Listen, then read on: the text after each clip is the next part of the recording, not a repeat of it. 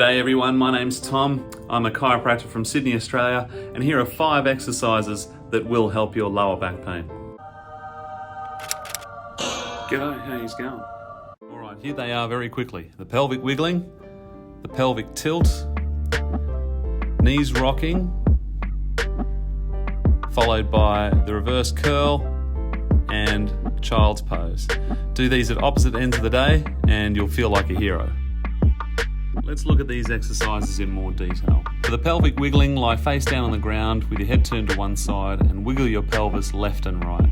Just make sure you cover enough of an amplitude and do it somewhat quickly. You'll do this for 30 seconds and it should feel quite relaxing as you do so. The reason why it's important is because it fires our multifidus muscle. The multifidus muscle is the first layer of muscle that wraps around our spine and is responsible for bracing our back when we move it into compromising positions, such as if you're reaching underneath a desk trying to grab something.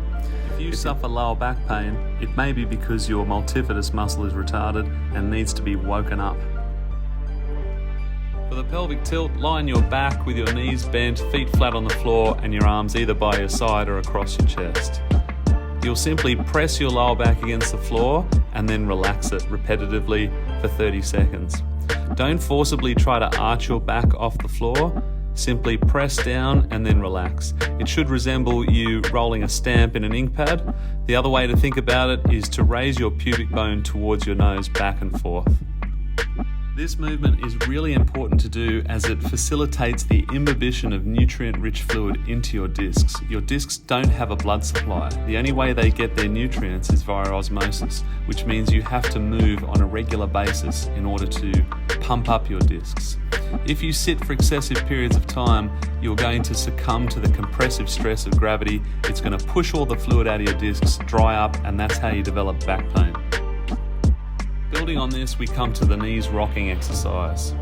You're going to start with your thighs perpendicular to the floor, cross your ankles, and keep your knees nice and wide apart and hold the whole weight of your legs with both of your hands and repetitively rock your knees towards your chest.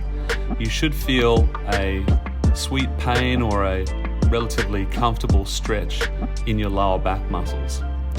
And for the same reasons as the preceding exercise, this is going to facilitate nutrient-rich fluid coming into the discs, pumping them up, kind of like watering a wilted flower. It's because of all the prolonged sitting and standing that we might do in our jobs that our discs become reduced in disc height, the bones become closer together, and this can create irritation in our lower back. The knees rocking exercise is usually patients' most popular exercise to alleviate lower back pain, and it should be done for 30 seconds or longer to whatever you feel is necessary for your particular condition. For the reverse curl, remain in the same position as before, but place your hands by the side of your head. Then pull your knees towards your chest, attempting to lift your backside off the floor. If you can't do this, that's okay, just so long as you feel your lower abdominal muscles activating. Ensure that your legs don't pass the perpendicular point. The moment they do, you'll start to feel some back pain. So make sure they start at perpendicular and only pull them towards your chest. The lower abdominals form an abdominal corsetry as such, which helps protect the lower back. If you care to understand more about how the lower abdominals serve the lower back in the prevention of pain, I encourage you to search HOOP stress. That's HOOP stress. They say strong abs, strong back. You should do 15 of these. If you want strong abs though, do 1500. The last one is child's pose, a popular yoga posture which you perform by sitting on your heels, folding forward with your arms outstretched, attempting to place your forehead on the ground whilst keeping your butt up against your heels. You will lie in this position for about 30 seconds, up to a minute. Child's pose has many benefits, but with respect to lower back pain, it's particularly good because it decompresses the lower back. You can see my shirt is being stretched in this posture, and so too are my lower back muscles.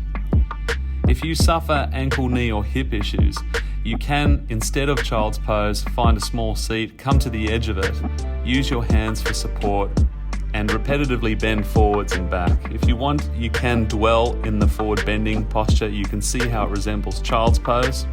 And in some cases, if you're up to it, you can reach down to where the legs are, grip onto them, and pull yourself towards you in an effort to create more of a stretch. These exercises have a proven track record, but it should go without saying, if you have any doubts, check with your health professional. Thanks for watching. Please subscribe to my YouTube channel. Yeah, thanks mate, good on you.